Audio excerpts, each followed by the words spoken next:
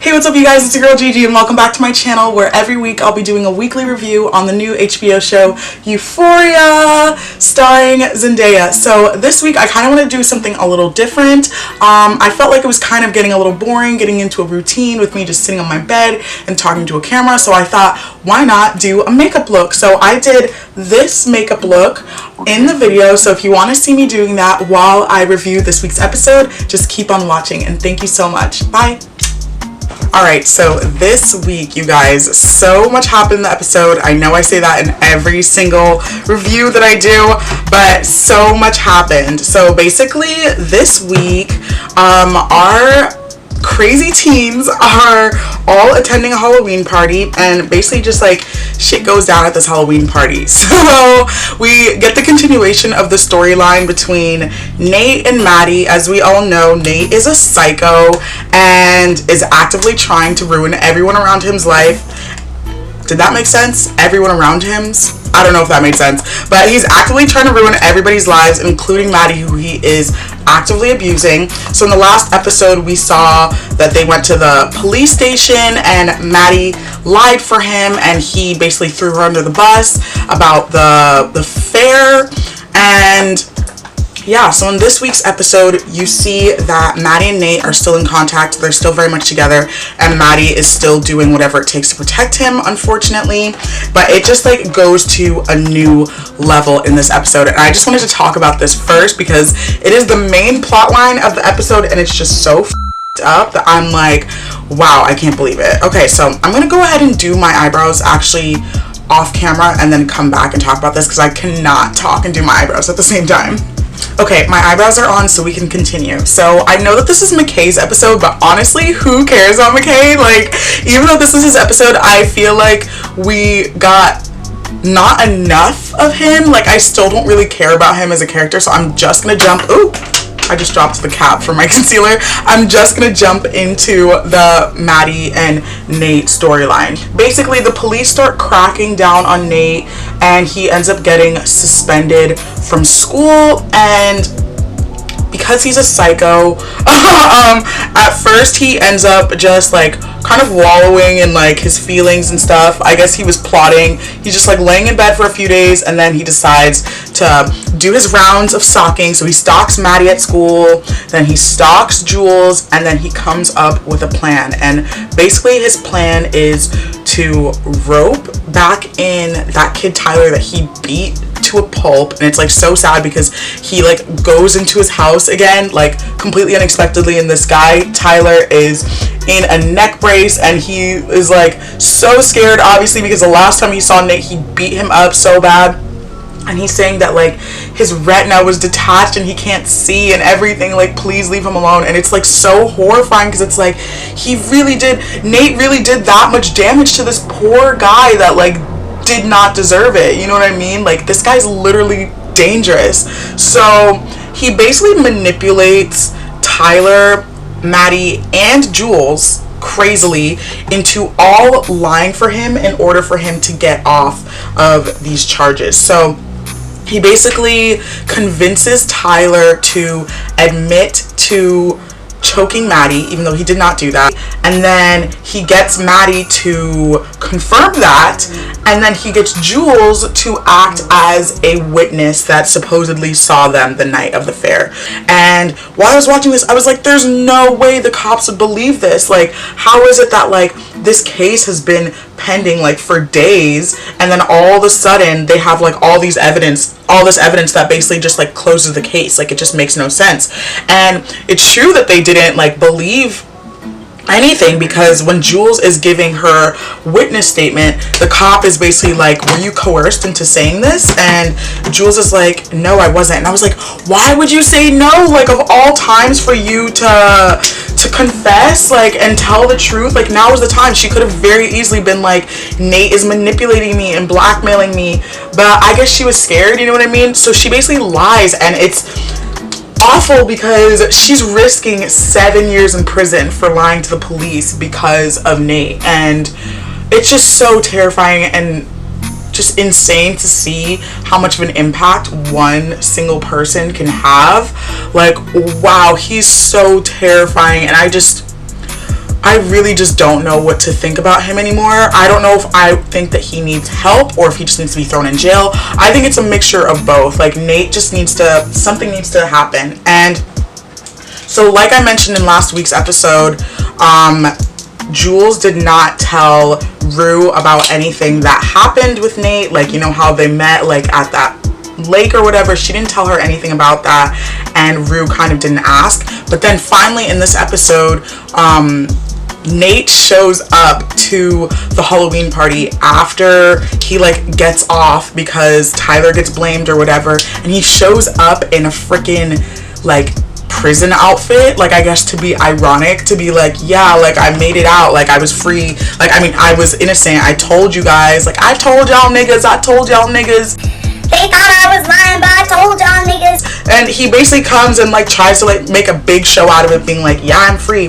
And when he comes in, Jules and Rooo like just so happen to be like in the same vicinity, and him and Jules make like really awkward eye contact, and Jules is basically like, you can tell she's just really uncomfortable by the fact that he's even there, and then of course the fact that he like has the audacity to show up in that outfit. So Rooo finally sees this and she's like, oh no, something's going on. And I think it finally clicks for her that Shy Guy 118 is Nate. Like, took you long enough, sis. Like, damn, like, it's been a hot minute since they've been sharing these like crazy like long glares and like glances and stuff. Like, damn, sis, like, I know you're going through it, but so is Jules, you know what I mean? But I think that it's a good thing that Rooo finally is connecting the dots, because I think that she's the only one that's going to be able to do something, because at this point Jules is way too deep into it, and so is Maddy. And like, poor Tyler, like, he's like such a victim in this, like, he's such a victim in this, and it's just really, I just can't believe it. We need some justice for Tyler, even though of course he shouldn't have been sleeping with an underage girl, but like, he probably didn't know she was underage. It's just fucked up. So yeah, Nathan, is that his real name? Nate, you need to go to jail, period. Get him out of here. Anyway, moving on to Rooo and Jules' relationship. So the episode basically opens with Rooo meeting Jules at her house, and they're both dressed up in their Halloween costumes.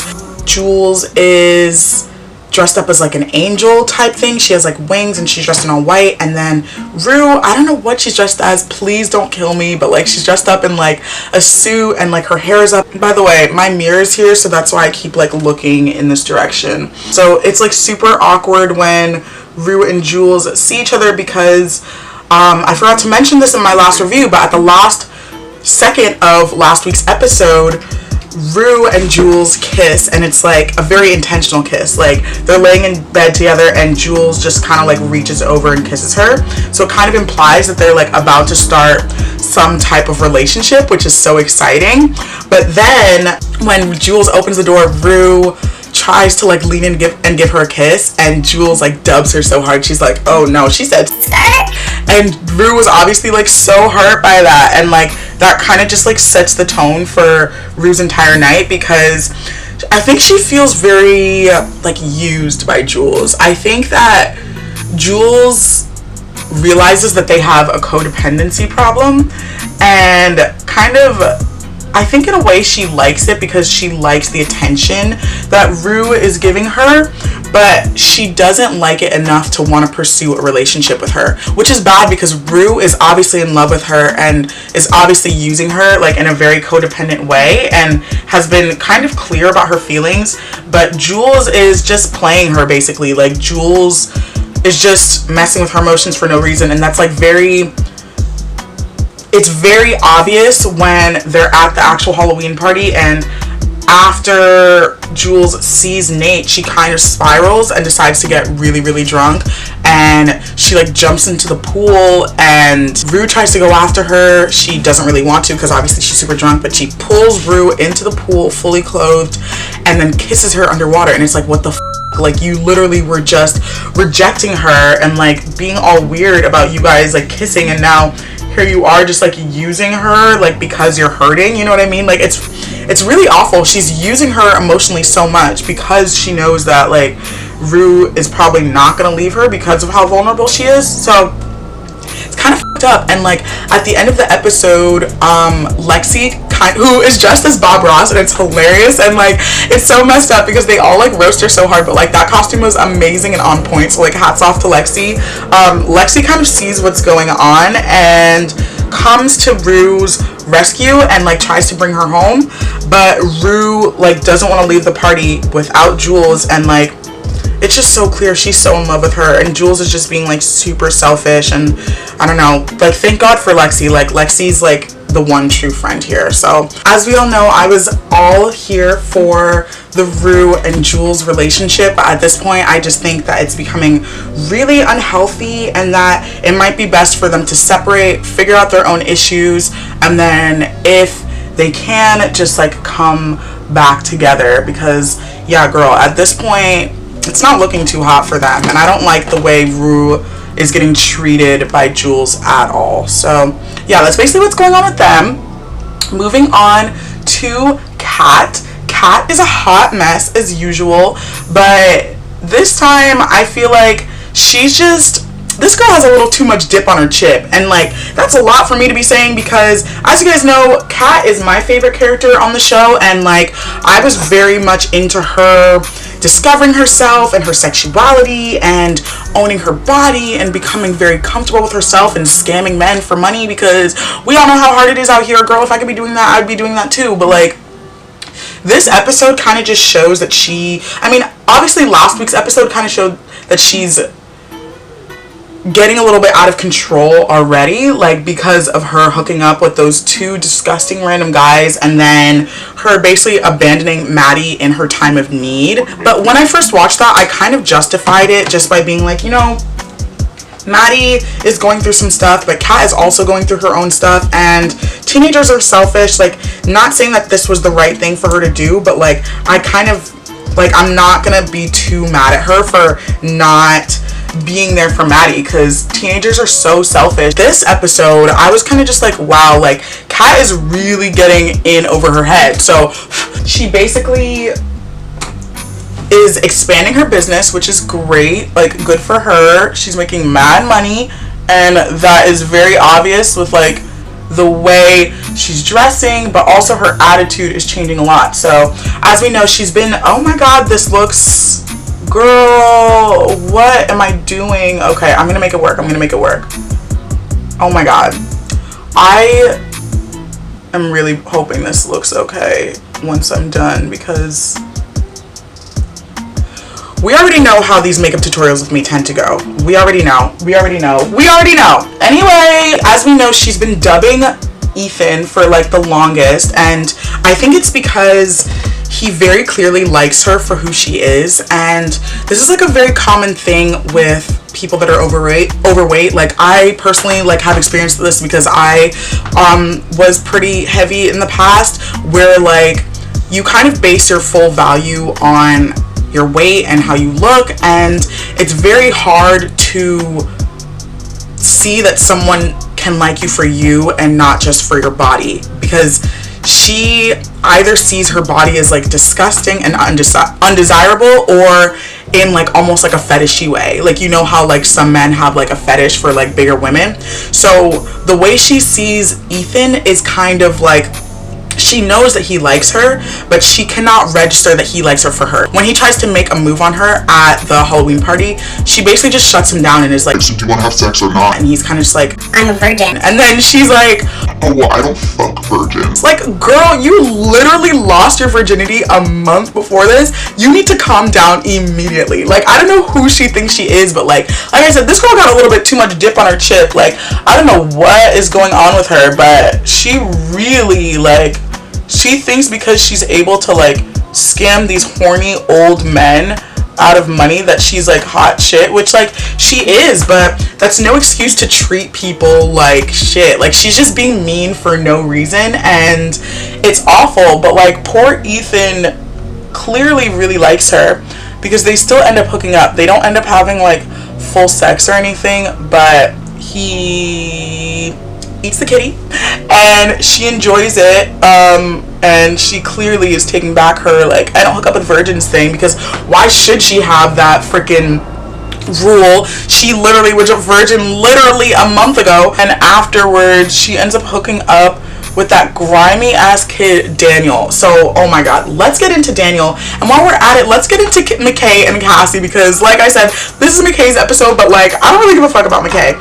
So before we get into Daniel, let's talk about Mckay. So Mckay's story basically is what we already knew about him. Like he's just like a football prodigy, and like his dad has been training him super hard since he was a kid, and he kind of doesn't know who he is outside of football. So when he gets to college and realizes that like everyone is as good as him, if not better, hold on, I need to drink my tea for a second.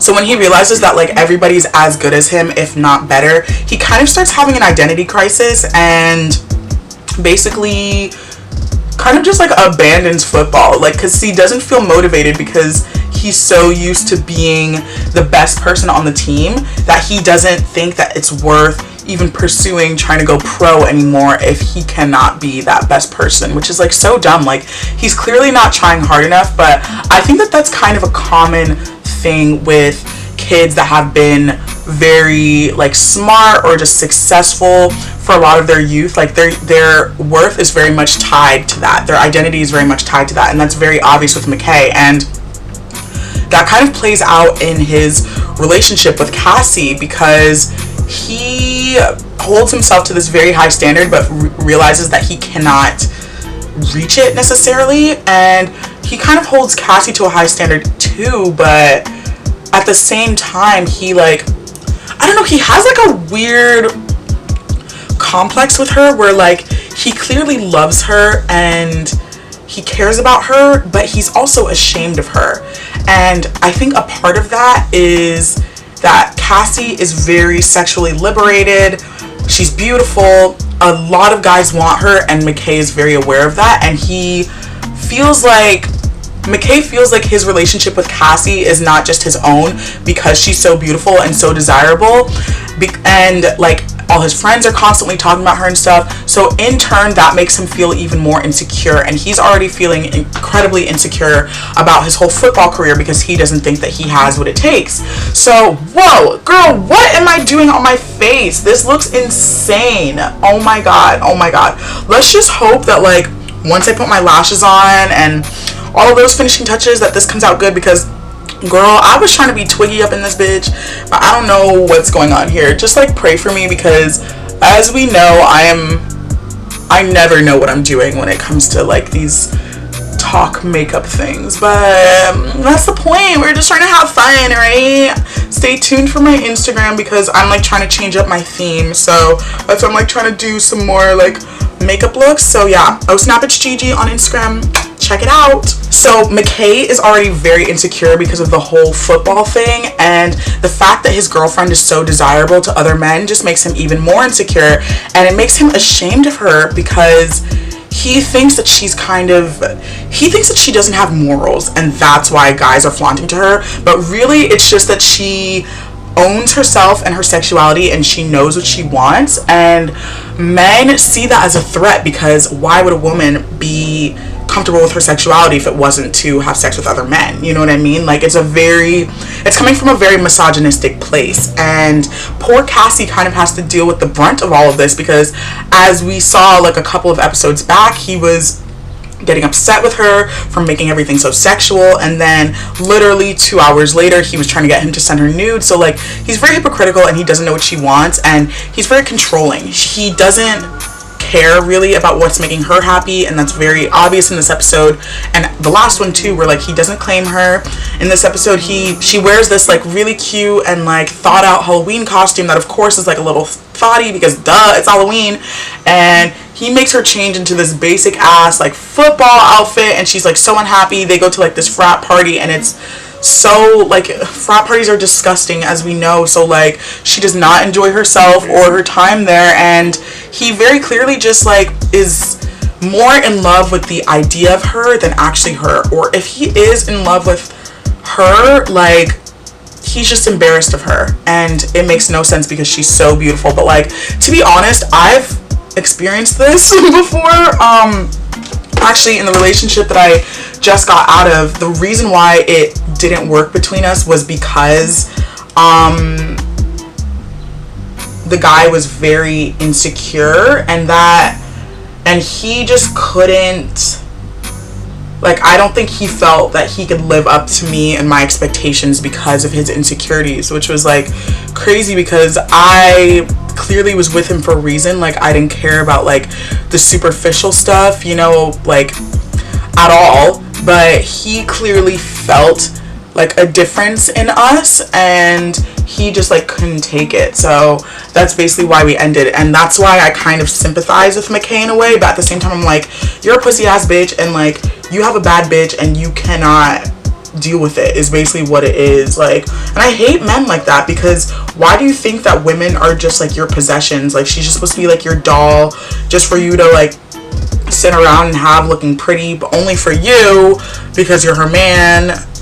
Like, what? It makes no sense to me, and I really just don't like that mentality. So yeah, their relationship is f***ed up, and like it reaches like a new like height of f***ed up, because basically after he brings her to that Halloween party, they end up going back to his dorm and they start hooking up, and in the middle of it they get interrupted because a bunch of Nate's white frat bros decide to do like a weird like initiation like hazing thing where they come and basically rip him off of her and like assault him. Like, it's really unclear if they like him. I really don't hope that that's not what happened, but you basically just like see them, they're like in masks and they're dry humping him and they're calling him Mckay, and it's really horrifying and disgusting, and Cassie is just like there like screaming, telling them to get off of him, and oh my god, it's just chaotic. When they leave, like,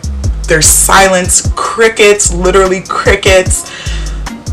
Mckay doesn't say anything, Cassie doesn't say anything really until she's like, are you okay? And he just like starts crying.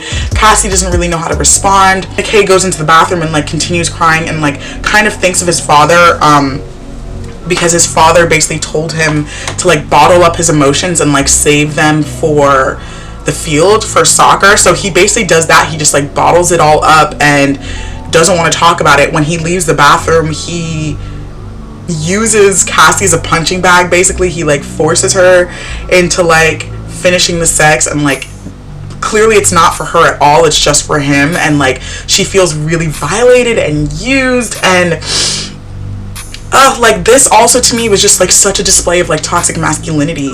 Like, he clearly is hurting and doesn't feel like he could talk about it, and is just using like sex as like a way to like escape that, and that's so sad. But I sympathize with him again, but at this, like I said, I do not care about Mckay that much. So after this happens, the next day is the Halloween party that like Nate and Jules and Rooo are at, and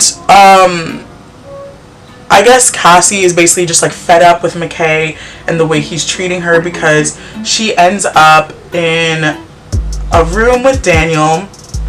I told y'all we were about to get back to how trash Daniel is, and like I guess they obviously kind of have a thing, but like it's more Cassie's just kind of like teasing him and like using him for when she doesn't feel right with Mckay. So like right now, because of everything that happened, she's going through a rough patch with him. She kind of needs somebody to like numb that pain or whatever, which is honestly like bad on her. Like, why are you cheating on your boyfriend like this, you know? But like to be honest, I don't think her and Mckay should even be together, so I'm not entirely mad about that. But so she ends up like about to hook up with Daniel, and it's like so weird because Daniel's such a creep. Like, as soon as I saw him at the party, I was like, oh no, this is not gonna go well, because he literally is like lurking on her the entire party, like watching her every move, and just like plotting when he's gonna like make his move. And it's disgusting because she's clearly very drunk, and like no one should be trying to hook up with her, but like Daniel thinks that just because she's kind of been like teasing him or whatever, that he basically has the rights to her body. And that comes out when like they're in this room together and they're making out, and Daniel wants to take it further, and Cassie's basically just like, no, like I'm gonna feel guilty about that because she has a boyfriend, obviously, like we can't do that. I'll kiss you or whatever, but we can't. And when she rejects him, because no means no, he like, I was honestly so scared that he was gonna try to her, but instead of doing that, he just like goes off on her so hard, and he's like, wow, like who do you think you are? Like, you're so boring. You think that I'd be interested in you for any other reason but sex? You're such a tease, blah blah blah blah. Obviously big mad and big hurt because he couldn't get his dick wet, and I was like, you are disgusting and like despicable. Like, he basically just like makes her feel worthless, and she leaves the party like crying, obviously. So him. Mckay too. The only person I'm saying not to is, not in that way, I mean, the only person I'm like sympathizing with really in this story is Lexi, like I mentioned before, because while all this is happening with Daniel and Cassie, Mckay shows up at the party and is like looking for Cassie, and Lexi stops him from going into the room, which is like, thank God. But at the same time, it almost would have been a good thing if Mckay came in, because then he would have stopped all of this from happening, you know? So I'm like just so like at a loss. Like, I really just don't know what to think or how I feel about these characters. Like, oh my God, they are so reckless. Like, yeah, that's basically all that happened in this week's episode, and I'm realizing now that I'm like not even close to done with my makeup, so I guess I should talk a little bit more. Yeah, I think what I want to do, I was kind of hoping that this eyeshadow was a little bit more vibrant, but it's not, so I think I'm just gonna start like piling it on to get it to the hue that I really want.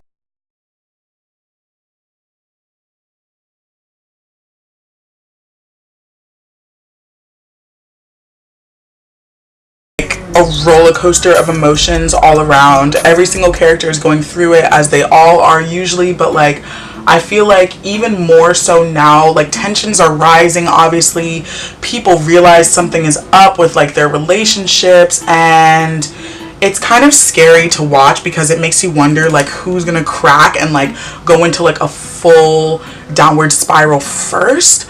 Honestly, I think it might be either Jules or Maddy or even Kat, because Kat is just like, girl, what is going on with you? Like, girl, no. Can I just say, I'm like a little bit upset that we got freaking Mckay's story before we got Fezco's story. Like, what the hell? Like, we care about Fezco. We want to hear about Fezco, but we're hearing about Mckay. He's so boring.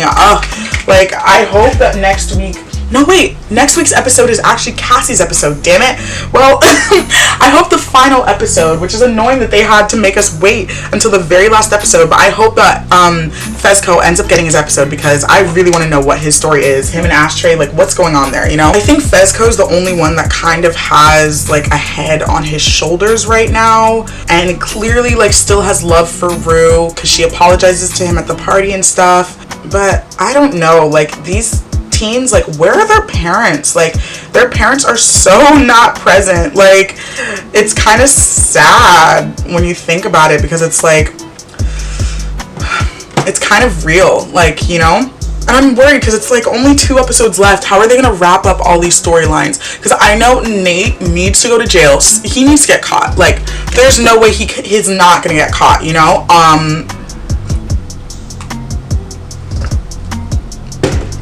I almost feel like Kat's reign of terror is about to come to an end, either because something weird is going to happen with like the people that she's camming with, or she is gonna get found out by like people from school, and that would honestly be like the worst case scenario. Like, I don't want that to happen to her, but I'm kind of worried that that is what's gonna happen, even though she's been very good with like protecting her identity and stuff. But like, you never know, like people are hackers out here.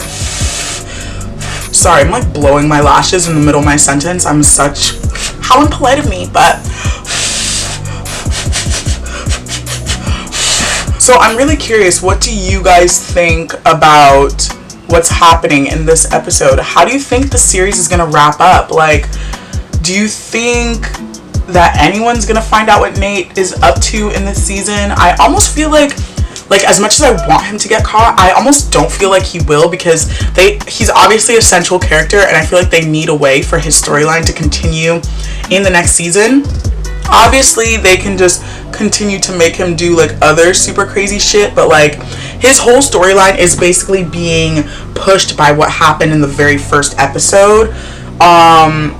So I'm wondering, like, if they try to continue it beyond this first season, that it might get kind of old, or like maybe they'll just find a way to make everything like interconnect, you know? Like, I don't know. I feel like Nate still has a lot of layers to him, so they're definitely gonna keep developing him in the next season. So that's basically all I have to say for this episode. I'm just gonna wrap up this video by letting you guys see what I'm gonna be doing for the rest of my makeup. As I said before, I do not really know where this is going. I like have a small idea in my head, but it's not super clear. So yeah, just bear with me. I hope you guys enjoyed this review, and yeah, stay tuned next week for the next episode 7. All right, see you guys in the next one.